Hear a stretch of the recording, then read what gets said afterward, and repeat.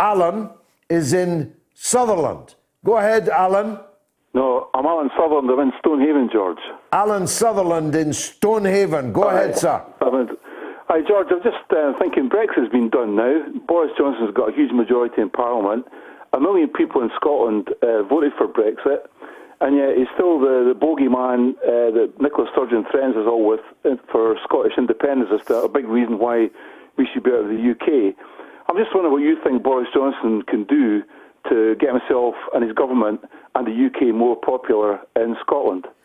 If he were to call me, I'd have a full prospectus for him. Right. But just before I give some of it, it is true that Boris Johnson personifies a type of Tory which is easy to lampoon, easy to caricature, doesn't play all that well. I think probably in Stonehaven, certainly not in Stirling, and not in the big cities across the industrial belt in Scotland. It's easy to lampoon Boris Johnson, but even if he wasn't there, even if the leader of the Conservatives was Theresa May, even if the leader of the Conservatives was Kenneth Clarke, the cry would still be, Tories, Tories.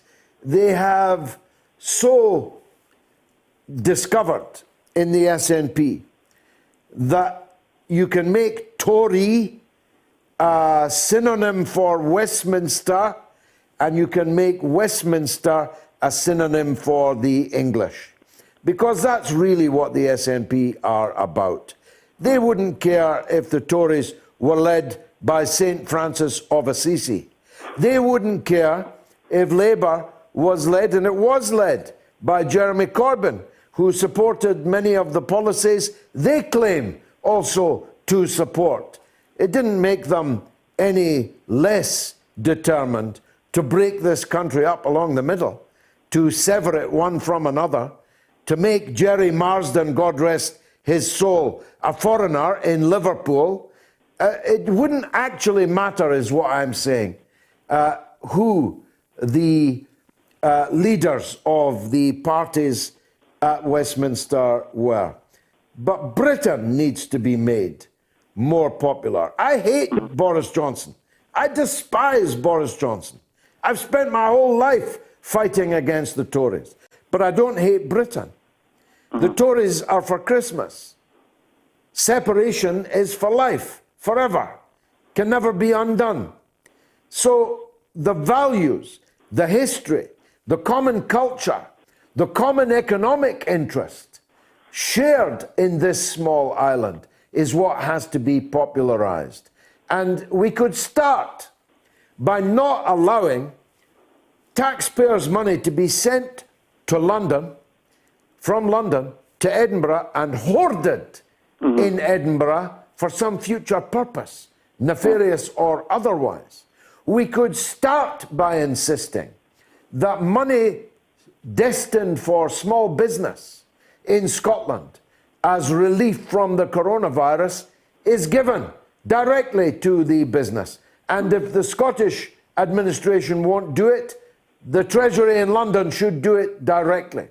We should stop allowing Nicola Sturgeon to pretend that she's done better on the coronavirus than the English, when as a matter of fact, she's done worse. Where is the public relations department in all of this? Let's go over the heads of those that wish to split up the country and show the people in Scotland just how much they benefit from being a part of Britain. And they do benefit massively, more than any other part of Britain. I have represented people in West Yorkshire. I've represented people in the East End of London. Trust me, I know that Scotland gets the best deal in the whole country from the Barnett formula and from the UK taxpayer. And there's good reason for it. I support it. I'm not arguing against it. But let's make sure the people in Scotland know about it. Last word to you, Alan.